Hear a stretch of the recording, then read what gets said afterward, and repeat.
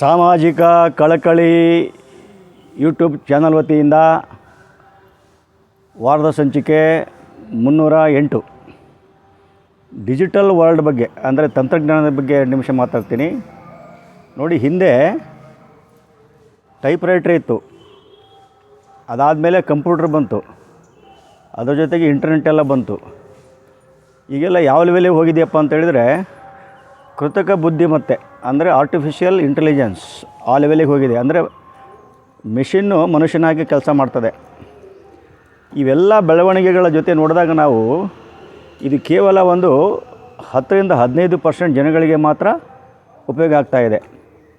ಯಾಕಂದರೆ ನಮ್ಮಲ್ಲಿ ಸಾಮಾಜಿಕ ಅಂತರ ಇದೆ, ಈಗ ಅದು ಡಿಜಿಟಲ್ ಅಂತರವಾಗಿ ಪರಿವರ್ತನೆ ಆಗ್ತಾಯಿದೆ.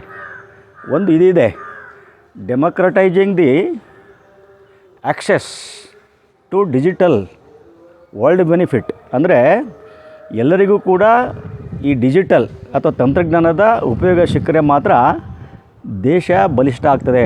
ಅಂದರೆ ಹಿಂದೆ ನೆಹರೂರವರು ಪ್ರಧಾನಮಂತ್ರಿ ಆದಾಗ 12% ಏನೋ ಸಾಕ್ಷರತೆ ಇತ್ತು. 12 ವರ್ಷ ಸ್ವಾತಂತ್ರ್ಯ ಬಂದು 12 ವರ್ಷ ಆದ ಒಳಗಡೆ ಸಂಪೂರ್ಣವಾಗಿ ಸಾಕ್ಷರತೆಯನ್ನು ಸಾಧನೆ ಮಾಡ್ತೀವಿ ಅಂತ ಹೇಳಿದರು, ಆಗಲಿಲ್ಲ. ಅದು ಕೆಲವರಿಗೆ ಮಾತ್ರ ಸಾಕ್ಷರತೆ ಸಿಕ್ತು. ಯಾರಿಗೆ? ರಾಜಕಾರಣಿಗಳ ಮಕ್ಕಳಿಗೆ, ರಾಜ ಮಹಾರಾಜರ ಮಕ್ಕಳುಗಳಿಗೆ, ಜಮೀನ್ದಾರರ ಮಕ್ಕಳುಗಳಿಗೆ ಮಾತ್ರ ಸಿಕ್ತು.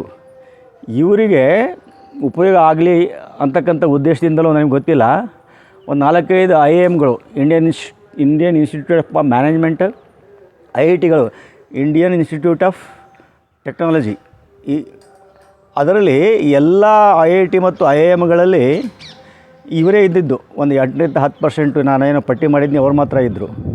ಅದೇ ಕೂಡ ಮುಂದುವರೆದಿದೆ ಇವತ್ತು ಕೂಡ.